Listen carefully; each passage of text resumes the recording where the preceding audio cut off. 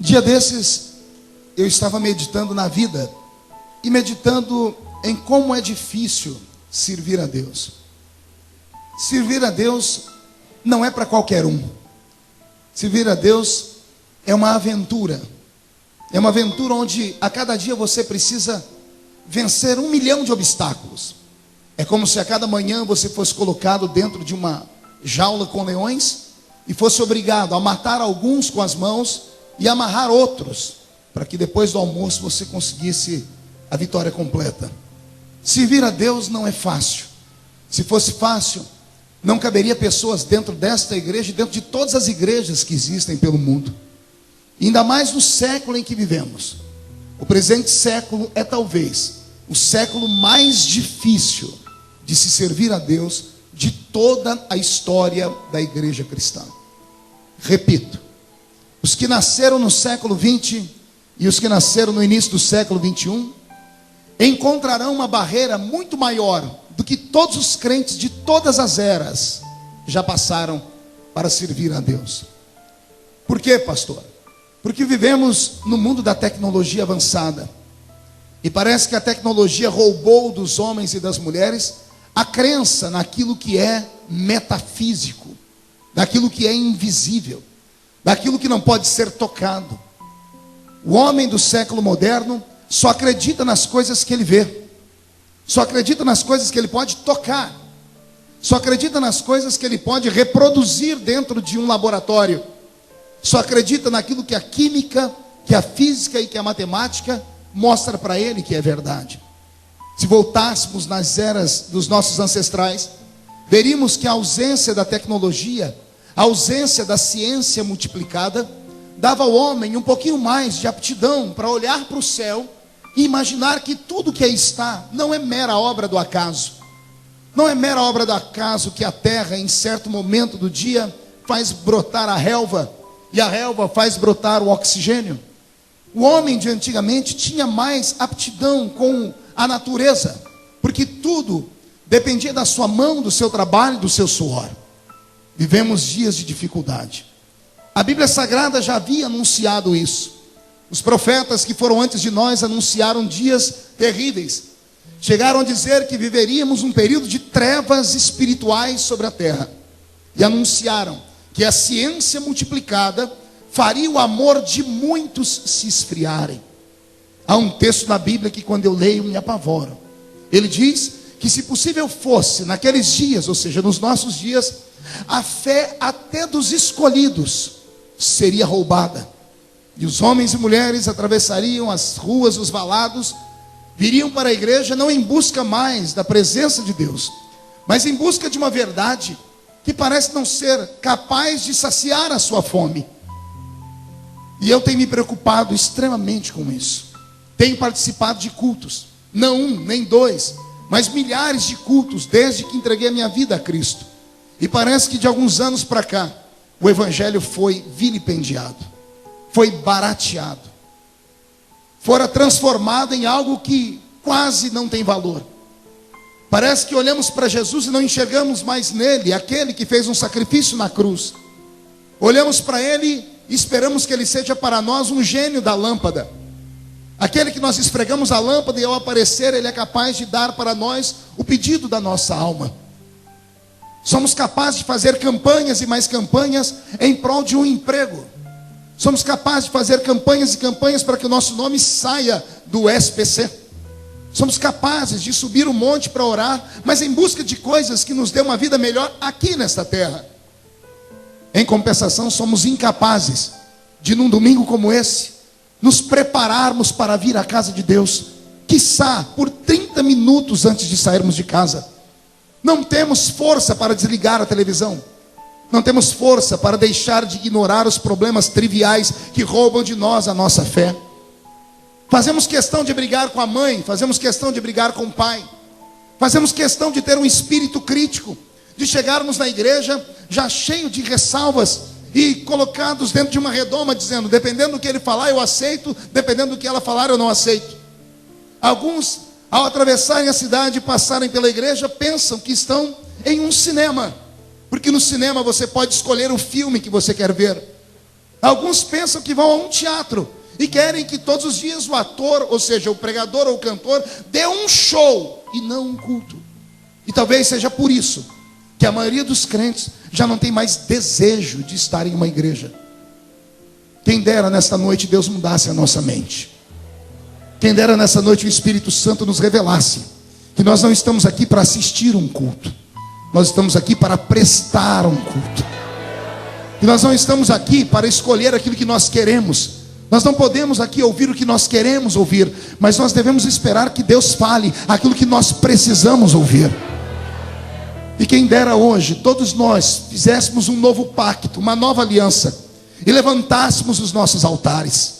Se levantássemos os nossos altares e colocássemos sobre ele um sacrifício vivo, de oração, de jejum, haveria muito mais facilidade de Deus falar conosco, do que termos que ficar aqui observando e apenas esperando que em certo momento o anjo desça para mover as águas, e só um ou dois que tenha a sorte de ser jogado nela e ser curado. Nesta noite o meu sonho é que Deus transforme esta igreja num grande rio. E eu quero te dizer uma coisa: as águas já estão se movendo. Não será um nem dois que serão tocados, mas todos nós podemos ser tocados nessa noite. Por isso eu te peço, abra o seu coração e não retenha nenhum tipo de adoração. Coloque para fora hoje todos os seus anseios, as suas necessidades, mas não com palavrões, mas com gritos de glória a Deus, de aleluia. Busque o Espírito Santo nesta noite. Não se dê por vencido. Não olhe para os ponteiros do relógio. Não olhe para nada. Esqueça os programas que você tem depois do culto. Neste momento, saia da terra e entre dentro do céu comigo, porque Jesus Cristo está voltando. Quem acredita que Jesus está voltando, dê um glória a Deus, por favor. Vou pedir para que o pastor Roberto mude a música para mim. Deus hoje me fez, além de ser um sacerdote religioso, Ele me fez ser um sacerdote da política. Eu entendo que a minha estadia na política brasileira não é algo normal, como nunca nada na minha vida foi normal. Desde criança, aqui nessa cidade, sempre fui uma criança diferente, marcada por Deus, escolhido pelo Senhor. E mal sabia eu onde Deus me levaria, e não tenho noção onde Ele ainda quer me levar. Mas eu sei que todos os lugares onde a planta do meu pé pisa, algo acontece. Acaba virando um reboliço no reino espiritual.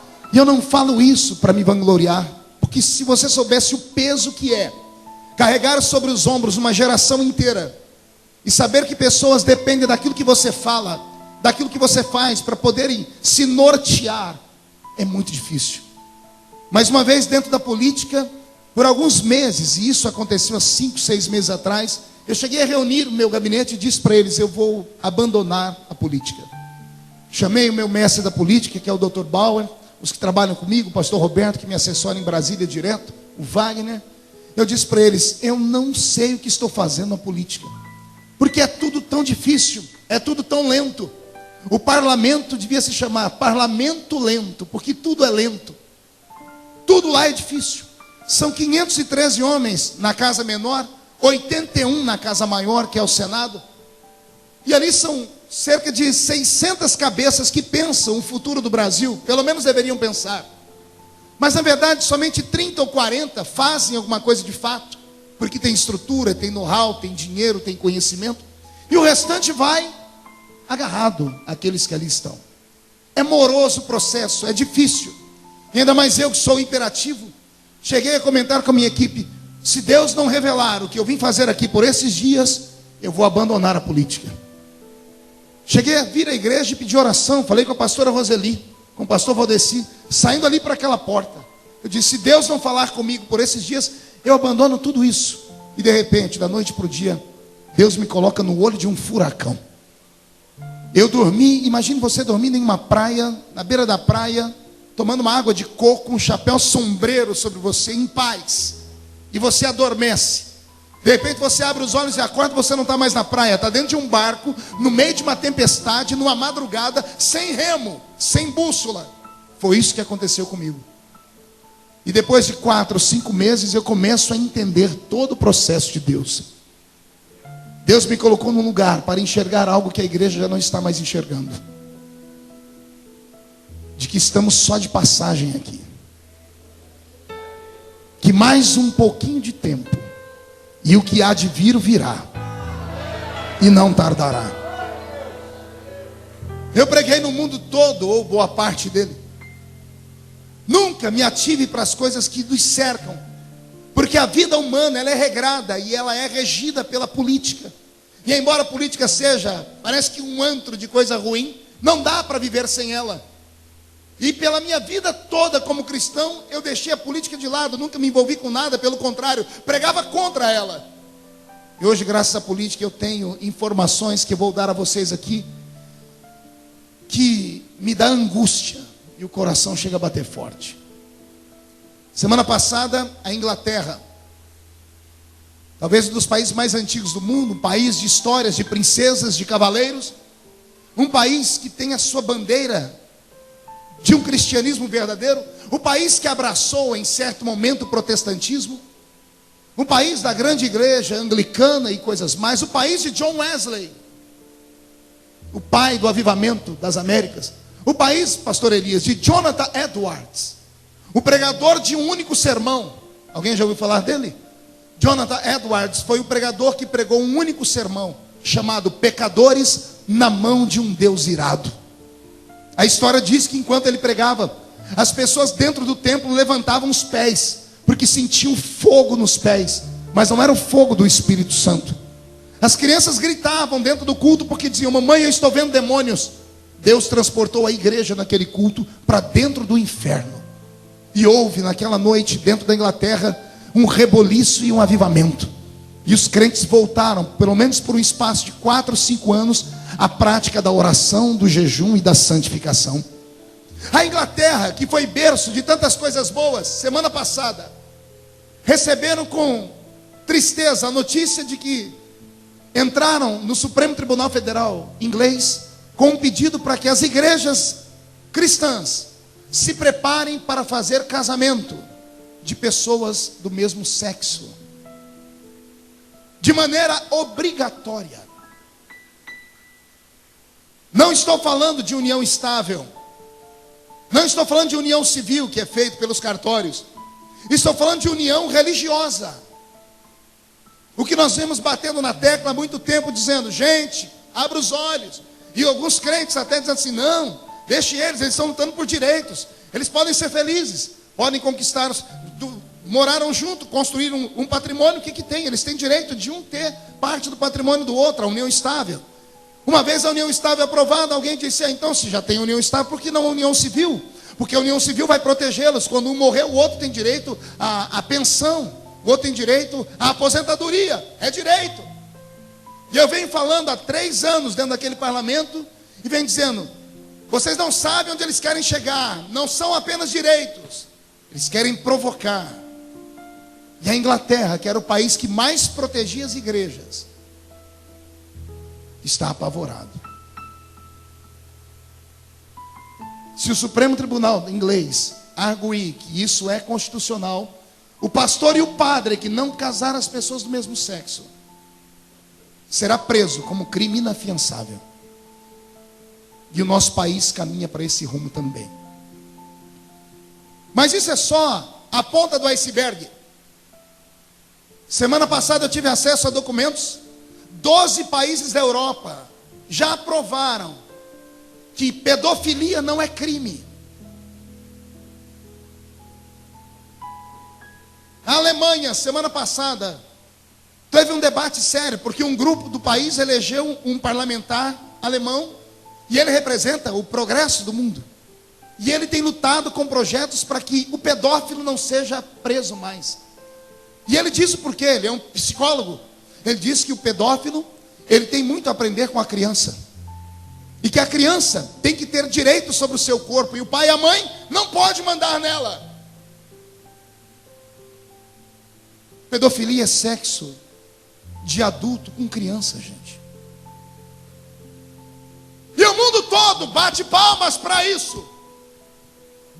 Anteontem, o parlamento uruguaio, o país nosso, vizinho aqui do lado, aprovou a legalização da maconha.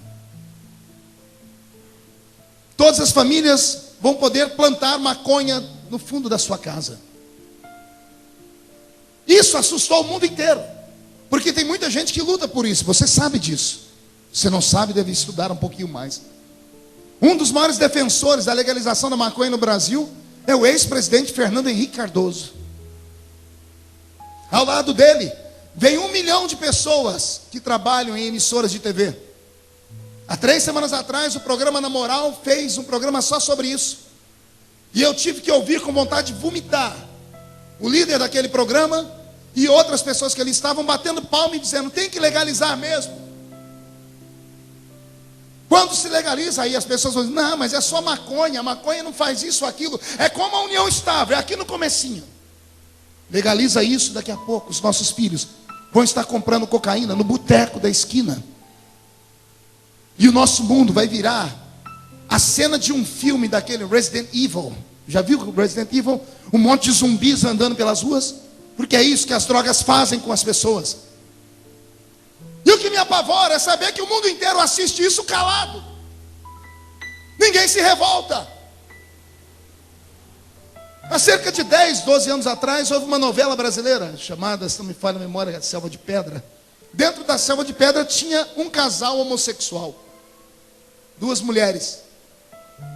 Na primeira cena em que uma apareceu piscando para a outra, o Brasil se revoltou.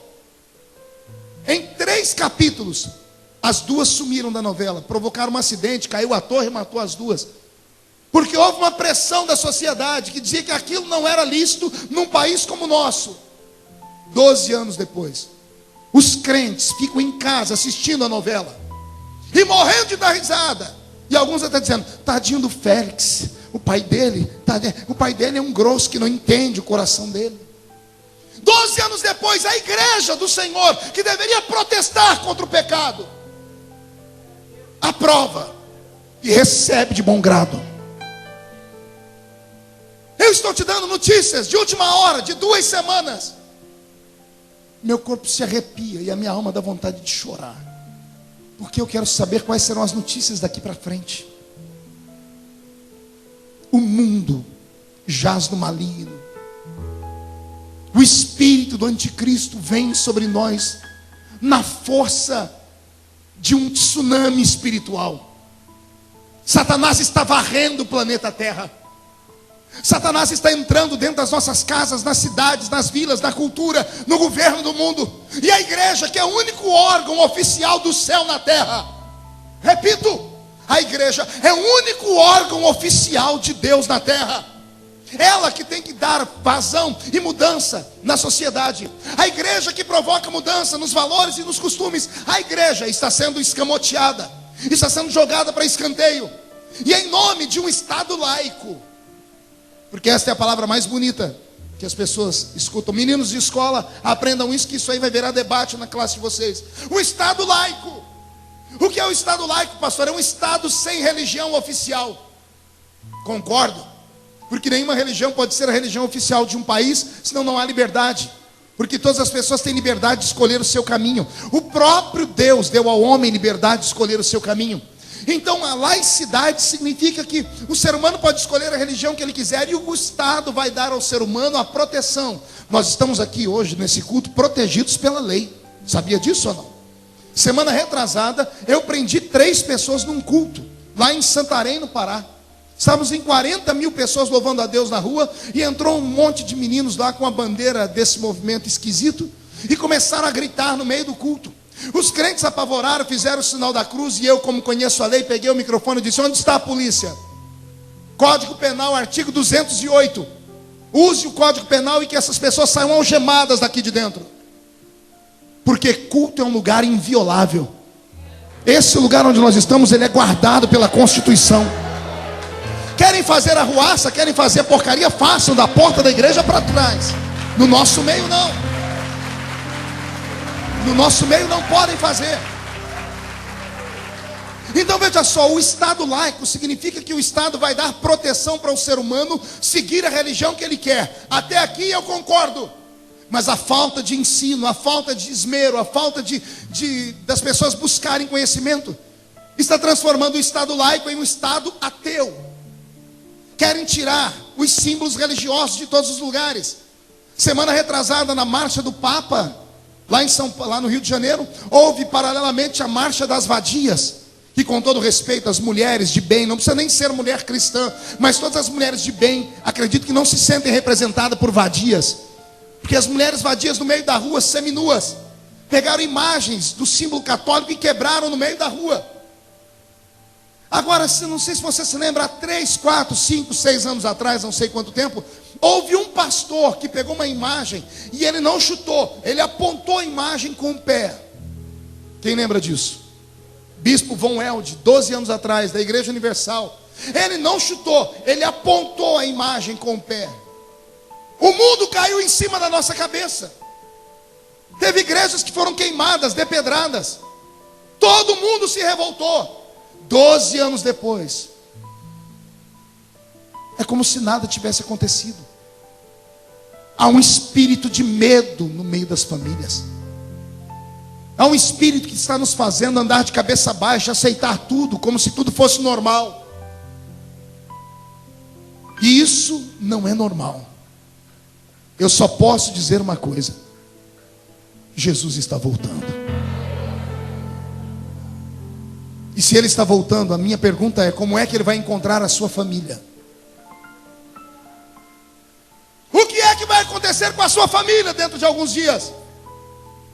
O Congresso Nacional Brasileiro aprovou uma lei que em 2016 todos os nossos filhos vão poder começar a frequentar a escola com 4 aninhos de idade. A maioria das mulheres, as mães, vão bater palma, vão dar glória a Deus, vão dizer: estou livre do fardo.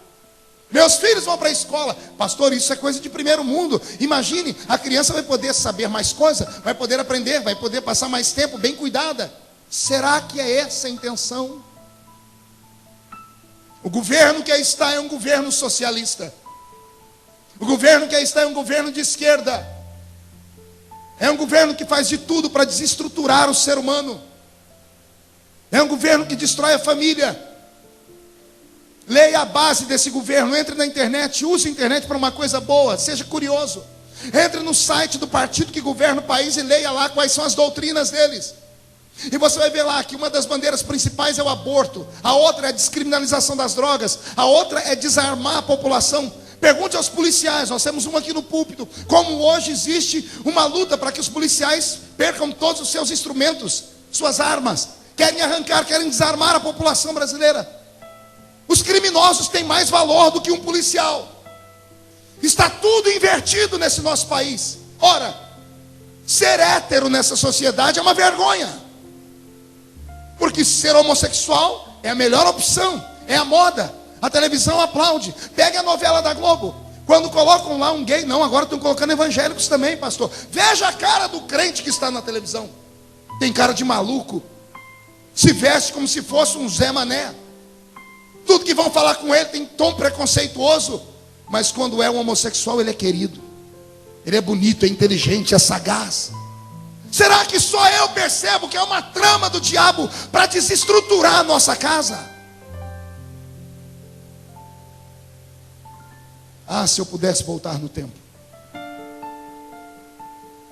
eu ia colocar a lei que os meus pais colocaram para mim e eu lutei contra eles, para a gente não assistir televisão. Começo a entender aqueles velhos e velhas de cabelos brancos, que a quem eu chamei de retrógrados, de gente maluca, da idade da pedra. Começo a entender por que eles se policiavam e se santificavam tanto. No afã de querer acompanhar o mundo moderno, destruímos as nossas famílias.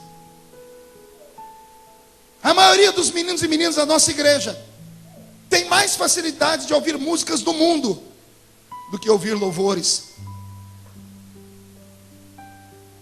Pegue o telefone da sua filha ou do seu filho, os iPads e tudo deles, o que você puder, e veja as músicas que eles escutam. Está tudo mudado. Tentamos fazer isso para os nossos filhos não serem jogados para escanteio, mas eles não conseguiram separar o joio do trigo. Ao invés de ouvir, porque nem toda música é ruim, nem toda música é maligna, nem toda música vem do demônio. Mas os nossos filhos não têm a habilidade de separar o que é bom do que é ruim. estamos destruindo a nossa casa. Nossos crentes têm vergonha de andar com a Bíblia. Quando se vê reunido 2 ou 3 crentes, pode chegar e ficar ali como uma mosca branca, você não vai ver ninguém contando bênção. É só murmuração. É só falando mal de alguém. Eu não sei onde nós vamos chegar, senhoras e senhores. E a culpa disso é minha. É nossa, porque nós somos os pastores. Nós somos os líderes. Nós guiamos o povo. E eu estou com medo. Irmã Conceição, eu tenho medo de Jesus voltar nessa noite. Se a trombeta tocasse nesse exato momento, quem entre nós subiria? Ah, pastor, mas vai levar um tempo para Jesus voltar ainda. Então vamos mudar a situação. Ao término desse culto, você me garante que vai chegar em casa vivo? E se a morte chegar antes?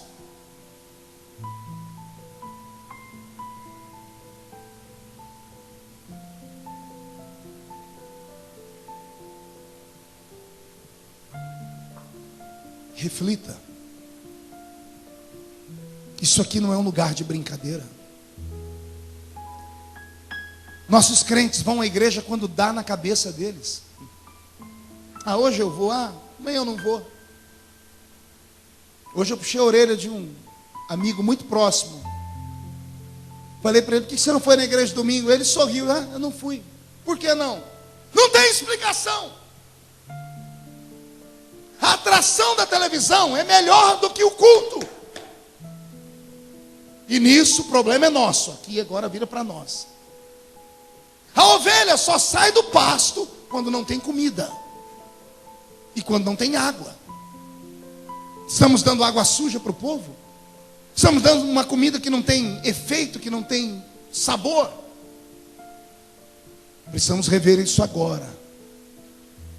E deixa eu te dar uma palavra. Essa história de que Jesus aceita o ser humano de qualquer jeito é conversa para boi dormir.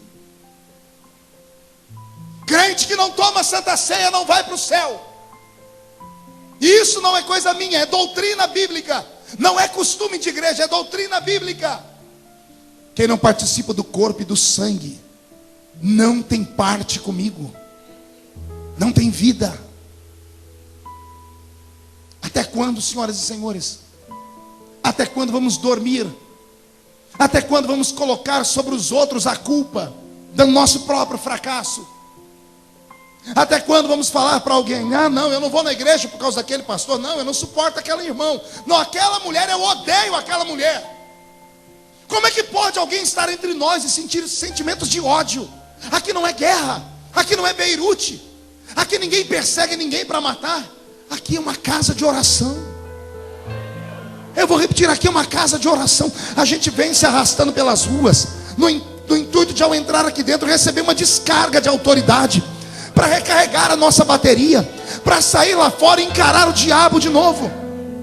Aqui não é um ringue de MMA, aqui não é vale tudo, aqui não vale tudo, aqui só vale a glória, a graça, a unção, a presença, a experiência.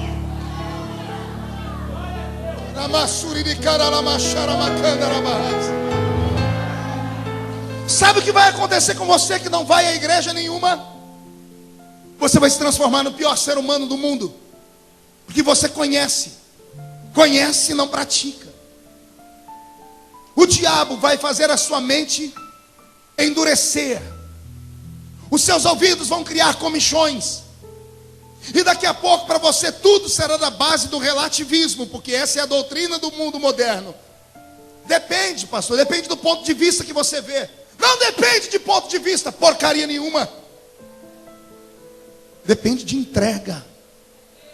Depende de paixão. Depende de vida, de experiência. Isso aqui não é uma reunião de loucos. Não loucos no sentido que o mundo pensa. É uma reunião de loucos apaixonados. Isso aqui tem que ser uma reunião de gente que quando entra aqui dentro diz assim: Jesus, eu quero ver o Senhor custe o que custar. Nem que eu saia daqui mancando, aleijado igual Jacó, mas eu saio daqui com o meu nome trocado. Deus te trouxe hoje aqui para te dar um despertamento. Eu li um texto do Apocalipse. Estamos distante desse texto, acredito. Mas Jesus em breve vai fazer esse texto acontecer. Para que esse texto aconteça, é primeiro necessário que a trombeta toque. Para que a trombeta toque, a igreja tem que fazer a sua parte, evangelizando o mundo. Enquanto nós não anunciarmos Jesus como Salvador, Ele não voltará. Enquanto o seu vizinho, seu amigo de escola não saber quem é Jesus, Jesus não voltará. O evangelho do reino tem que ser anunciado.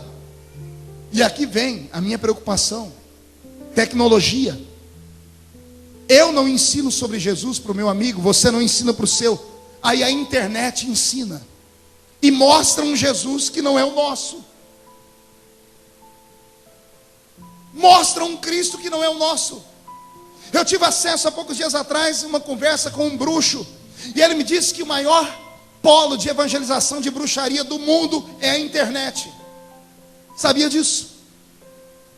Você não sabe o que seus filhos ficam fazendo a madrugada inteira na internet. Facebook e um monte de coisas que são compartilhadas. Está sendo disseminado pela internet um evangelho desgraçado.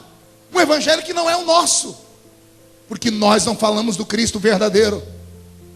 A internet mostra um Cristo fajuto. Mostra um Cristo que até tendências homossexuais tem. Tem Jesus para tudo quanto é gosto na internet. Precisamos acordar, senhoras e senhores. Nós temos na mão um livro. Não podemos trocar esse livro. Eu vou falar de novo. Isso não é só um livro, é uma bússola. Isso não é só uma bússola.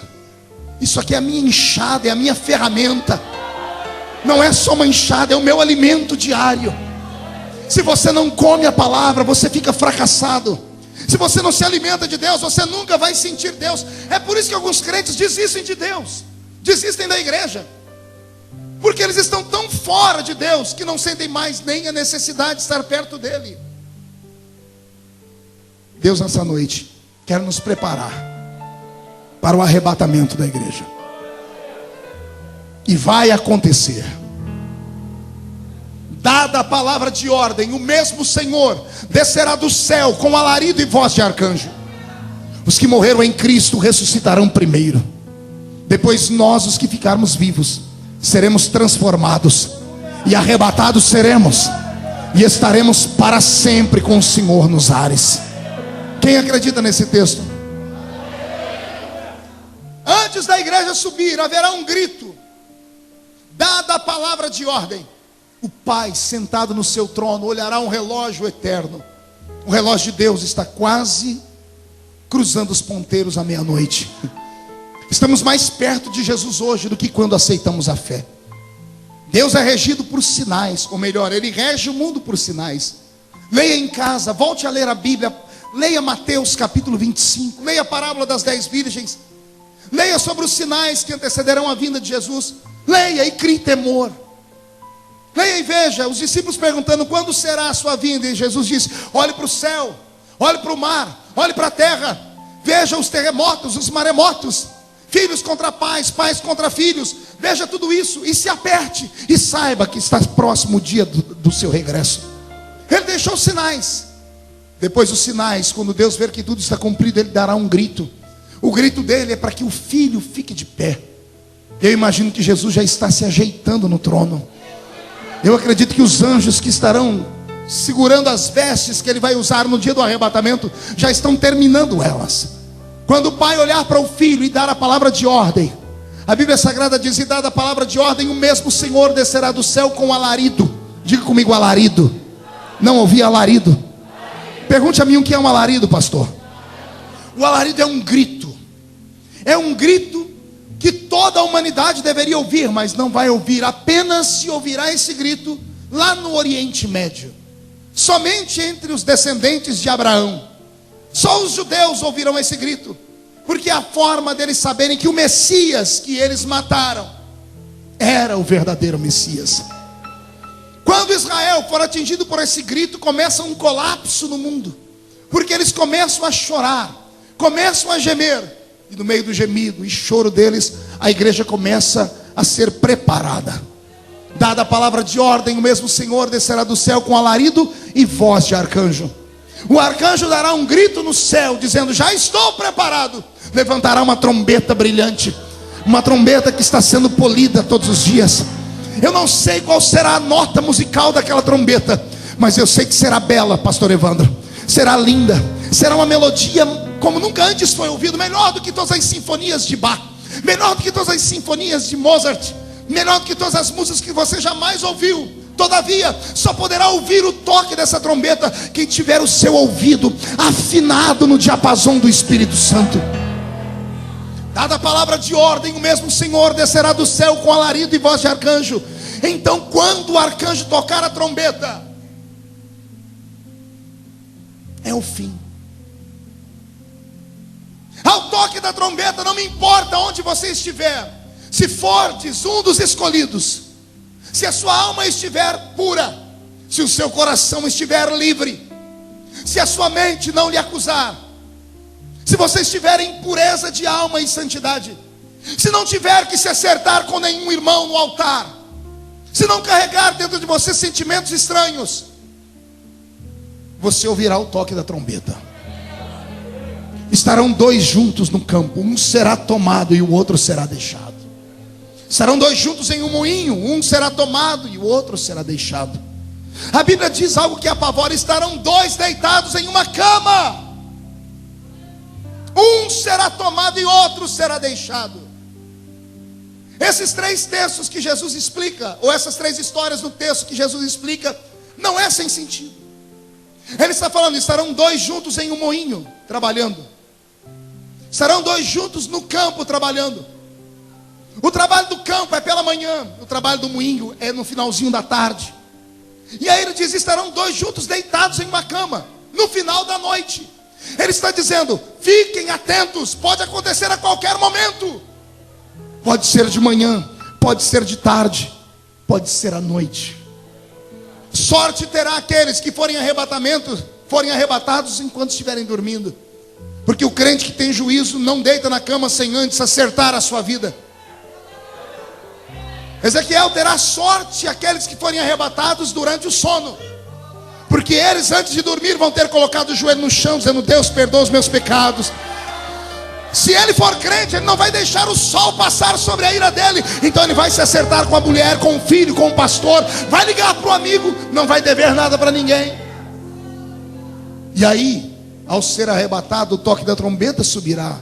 Irmão Adriano, a mesma sorte não terá aqueles que forem arrebatados à tarde, ou que estiverem à tarde trabalhando quando a trombeta tocar. Muda a música para mim, Roberto. Sem dar testemunho, se jogando em cima do patrão, ou crente que é patrão se jogando em cima de um empregado. Pessoas roubando,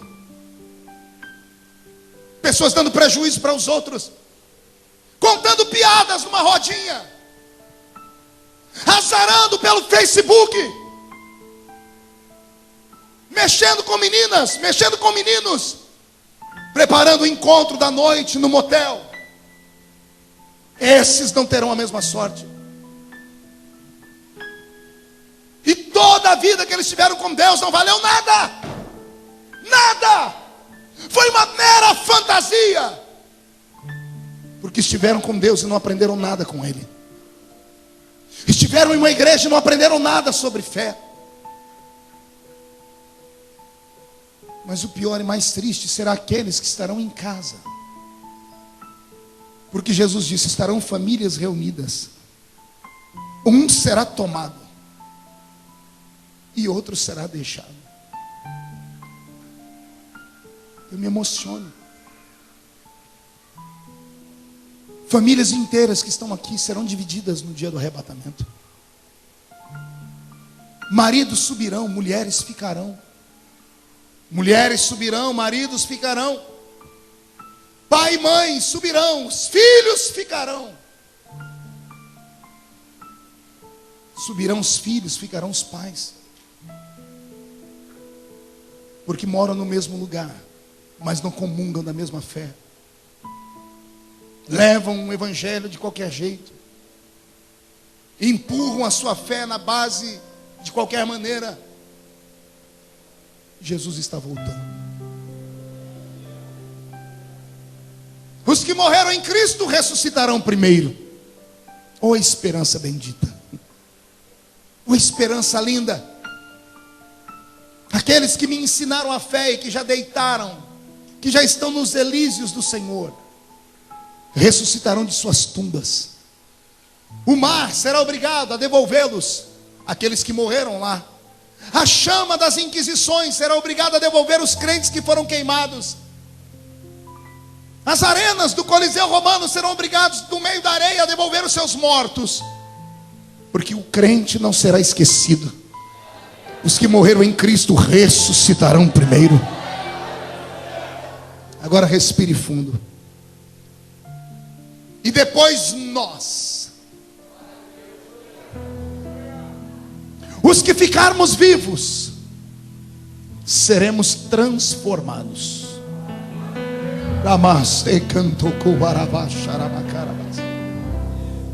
Se a trombeta tocar nesse exato momento, todos esses acontecimentos acontecem simultaneamente. Mas os crentes que estiverem de pé e acordados nesse dia, creio eu, vão sentir algo que nunca sentiram em suas vidas. Vão sentir uma visitação como nunca antes sentiram. Um gozo, um prazer, uma alegria. Algo que vai deixar a sua alma tão leve. E quando você olhar para alguém e abrir a boca para falar, não vai dar tempo. Subiremos cantando um novo cântico. Os crentes que nunca falaram em línguas, fique tranquilo, naquele dia você vai falar. Subiremos falando um novo cântico, o cântico dos anjos. Quando olharmos para o céu, veremos o Senhor lá de braços abertos nos esperando. Seremos levados para um ambiente diferente. Milhares, crentes vindo de todas as partes, de todas as eras, homens, mulheres, jovens e crianças. Subiremos ao lado de Abraão, Isaac e Jacó. Veremos Lázaro. Estaremos ao lado de um cego Bartimeu. Conheceremos Esther. Andaremos ao lado de Mardoqueu. Veremos o profeta Natã. Ouviremos o rei Davi. Estaremos todos subindo em miríades e miríades de santos. Seremos arrancados desse mundo que nos odeia. Seremos arrancados desse mundo que não nos quer bem. Seremos arrancados dessa cidade. E aqueles que foram na minha casa protestar, vão ler pelo jornal, ou vão ouvir pela URC, ou pela Rádio Gazeta. Ontem aconteceu algo estranho em Orlândia. Todas as igrejas cristãs, evangélicas, estão em desespero. Interessante que alguns pastores sumiram e outros ficaram. Interessante que alguns crentes, principalmente aqueles que eram os mais loucos, aqueles que mais gritavam, aqueles que mais diziam, vamos andar assim, assado, esses sumiram. E aqueles que tinham uma vida leviana, uma vida meia lá, meia cá, estão aí. Essa igreja nunca ouviu tanto choro e grito como vai ver naquele dia. Vão destruir a porta dessa igreja. A igreja onde nós nascemos, Elias, vão destruir as portas delas. Porque todas as pessoas que tiveram um contato com o evangelho como o nosso, todas as pessoas que ouviram falar de crentes e tiveram a oportunidade de ouvir uma palavra, sabem que nós pregamos que um dia nós vamos sumir desse mundo. Vão quebrar as portas porque vão vir as multidões, vão revirar os bancos, vão se jogar na frente do altar, vão arranhar os seus rostos, vão entrar num desespero tão grande como nunca antes houve. Apocalipse, dá medo de ler. Tem uma parte de Apocalipse que diz, naqueles dias os homens vão pedir a morte, e a morte vai sumir diante deles. Vão gritar, ó montes, caiam sobre nós. E mesmo os montes caindo sobre eles, eles não vão morrer. A morte será arrancada da terra por um tempo, para que as pessoas não tenham onde dar vazão ao seu remorso. enquanto sumirmos daqui, estivermos nos céus, sobre os nossos pés se fechará. Deus apagará da nossa memória parte das nossas lembranças. Pergunte para mim quais, pastor? Aquelas de que nós subimos e alguém ficou. Quem ficará com as memórias? Só aqueles que ficarem. Os que saírem daqui e subirem não vão lembrar disso. Pergunte por quê? Senão não é céu, é desespero. Você ir para um lugar e saber que você está em paz, e saber que a sua mãe, o seu pai, o seu filho estão nas mãos do anticristo. Nós estaremos em um lugar tão belo, assentados em uma mesa. João desenhou a mesa em Apocalipse. Ele diz que o tamanho dela é tão grande que ela começa no Oriente e vai até o Ocidente. Estaremos assentados nessa mesa, vestindo uma roupa branca, os nossos corpos recuperados, sem rugas no rosto, sem doenças, Joel, sem nada que nos deixe cicatrizes. O nosso corpo será transformado. Sentaremos nessa mesa e passaremos um tempo olhando uns para os outros, sorrindo, alegres, dizendo uns aos outros: valeu a pena, valeu a luta, a perseguição, o sofrimento, valeu a pena. Na cabeceira da mesa se levantará o nosso mestre, dará um discurso, porque é o nosso casamento, e então participaremos das bodas do Cordeiro. A exemplo dos judeus, que uma festa de casamento dura 7 dias, a festa do nosso casamento com Cristo durará 7 anos. Não ouvi um glória a Deus direito. 7 anos assentados em uma mesa, revendo amigos, batendo papo. Esquecemos dessa terra aqui, só lembramos de coisas boas lá. Comendo e bebendo 7 anos sem parar. Detalhe, sem engordar nenhum quilinho. Ninguém deu glória a Deus. Você tá, então tá bom, deixa pra lá. Vou falar mesmo assim: ninguém mais vai engordar, ninguém mais vai emagrecer. Comeremos 7 anos. E aí vem a parte mais linda, pergunte qual? O garçom que vai nos servir. Pastor, é os anjos? Não. Serafins? Não. A Bíblia diz que o próprio noivo vai nos servir.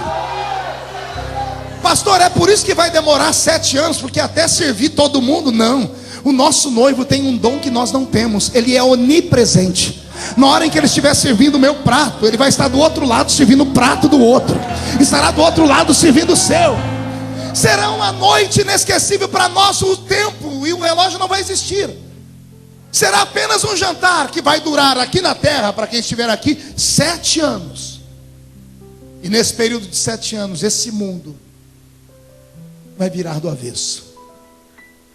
Os primeiros dias, o Jornal Nacional e todos os jornais do mundo vão começar a dizer, tentar explicar para onde é que nós fomos.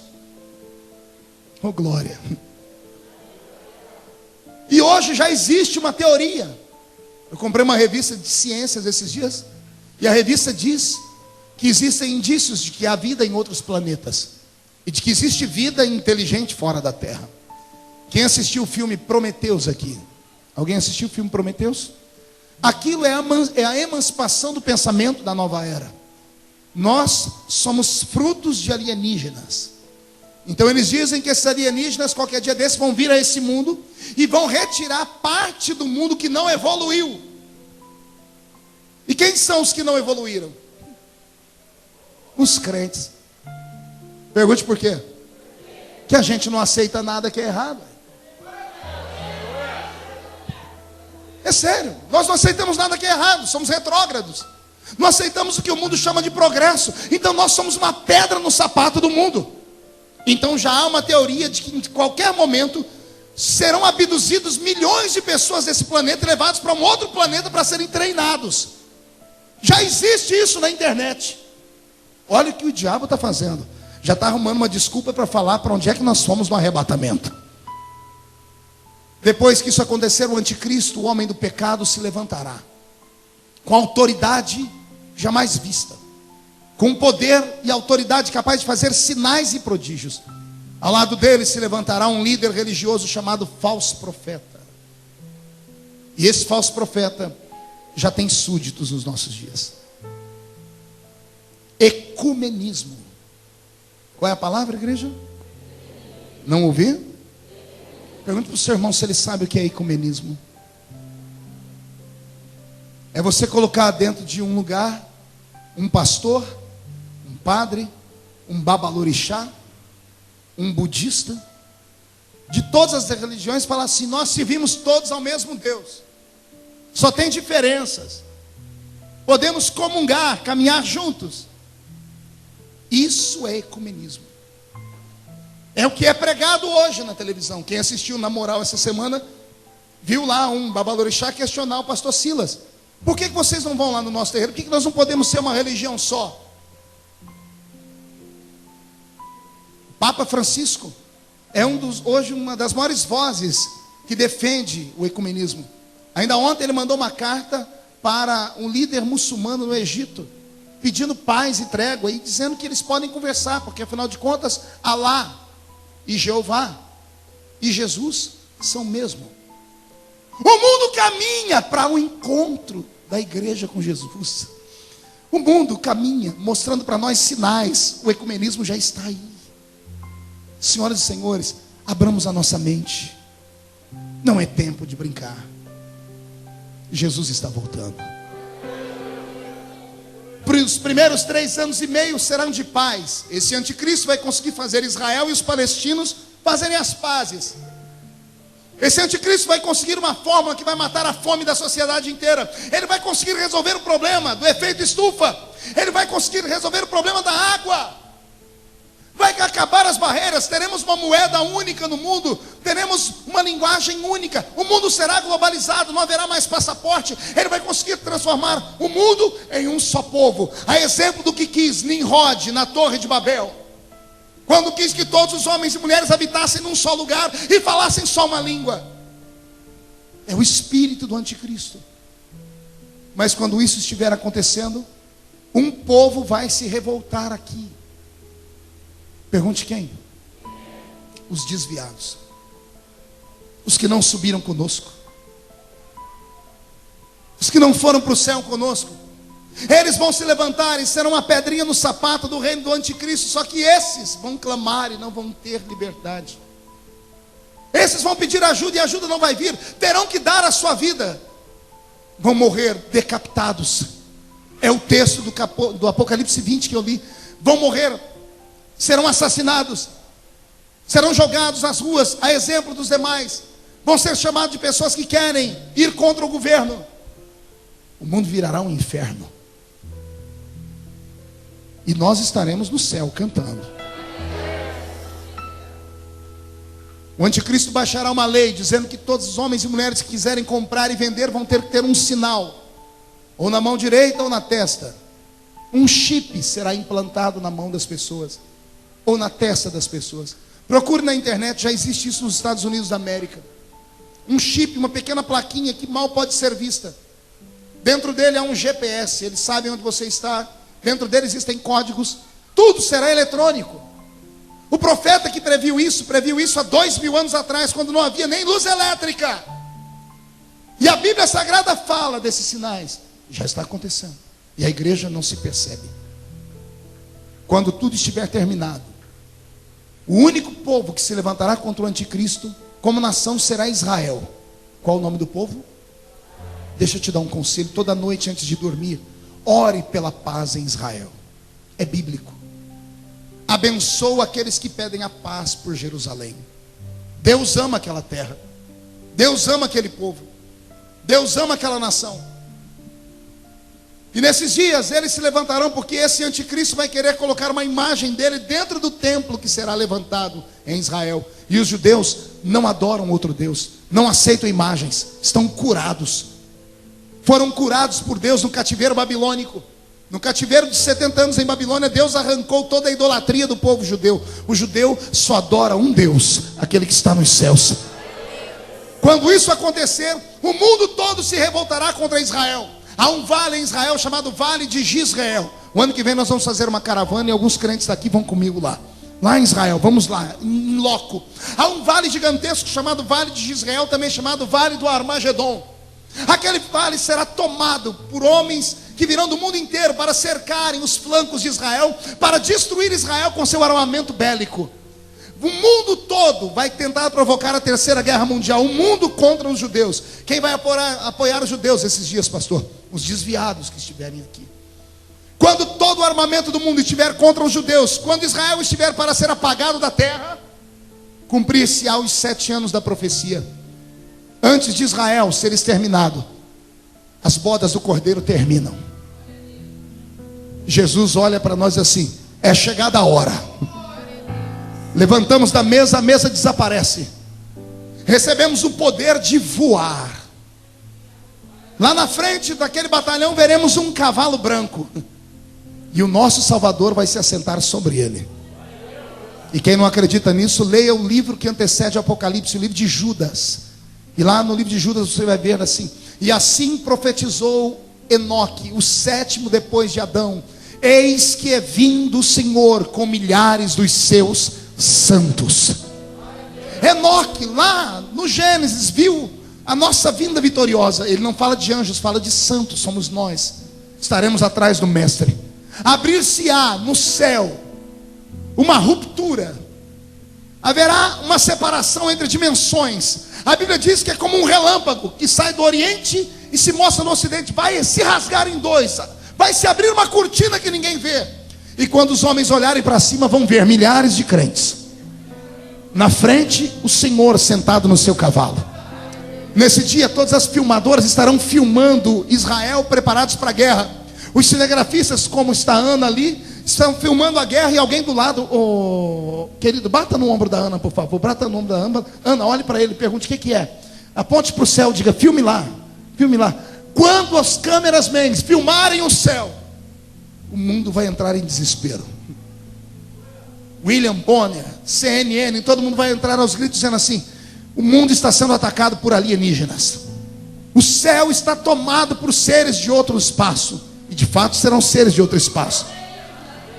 É aí que se cumpre a palavra que diz que naquele dia todo olho o verá. O arrebatamento da igreja se dá em 2 fases. Na primeira fase, ele vem como ladrão da noite. Lembra que Jesus disse: se o pai de família soubesse a que hora o ladrão viria, ele não deixaria ser roubado. Então a primeira fase é aquela fase do arrebatamento que eu disse: nós seremos arrebatados num abrir e piscar de olhos. 7 milésimos de um segundo. Será invisível, ninguém vai ver nada, nós desaparecendo e indo para lá. Mas a segunda parte, a Bíblia diz: naquele dia todo olho o verá. Como todo olho verá, pastor? Todas as TVs do mundo filmarão. E quando filmarem, eles vão tentar buscar o melhor foco da imagem. E quando filmarem o que está na frente daquele batalhão, vão filmar Jesus. Vão filmar a roupa que ele vai estar vestindo. A Bíblia Sagrada diz que os homens vão saber o que está escrito no manto que cobre a coxa direita dele. E na coxa direita dele está escrito: Rei dos Reis e Senhor dos Senhores. Jesus virá e parará com o seu cavalo e nós atrás dele em cima do Monte das Oliveiras. Quando os pés dele pisar sobre o Monte das Oliveiras, o monte se rachará em 2 partes. O vale se aumentará mais ainda. E ele, pelo sopro da boca dele, mandará todos os inimigos que eram contra Israel para aquele buraco. Ninguém levantará um dedo, não será disparado uma arma, ninguém soltará uma bomba. O mundo naquele momento sofrerá com a mão do juiz, e o juiz é Jesus. E Jesus soprará sobre os inimigos. Quando os inimigos forem destruídos, Jesus implantará nesse mundo o seu reino. Oh glória, respira fundo, já estou terminando. Jesus fará de Jerusalém a capital do mundo. O anticristo será agarrado com a mão do Senhor, a besta, o falso profeta serão amarrados. O próprio diabo será amarrado por 1000 anos. Quando os demônios e Satanás e esses forem amarrados e trancados, nós que estivermos com ele lá em cima, viremos para governar essa terra. Por favor, se ajeita na cadeira agora, murcha a barriga, estufe o peito, porque você pode estar sentado ao lado do primeiro-ministro da Inglaterra. Você não entendeu? Você pode estar sentado ao lado do primeiro-ministro dos Estados Unidos da América. Você pode estar sentado sobre o próximo primeiro-ministro do Brasil, porque o governo será de Jesus. Ele governará e ele terá ministros do mundo inteiro para governar. Você está sentado perto da pessoa que vai administrar o estado de São Paulo, Minas Gerais, eu não sei qual. A Bíblia diz que naquele dia seremos reis e sacerdotes do Senhor. Quem está preparado para isso? Então levante a mão direita, por favor, agarre o ombro do seu irmão, chacoalhe ele até ele ficar irritado. Por favor, tira alguém do lugar aí. Isso, não, mas faz com força. Diga, você está entendendo isso? Diga, Jesus está voltando, e Ele hoje está sacudindo a sua vida, está sacudindo a sua família, está sacudindo a sua fé. Esta é a igreja do arrebatamento. Só quem vai ser arrebatado não dá um grito não, dá um berro de glória a Deus nesse lugar.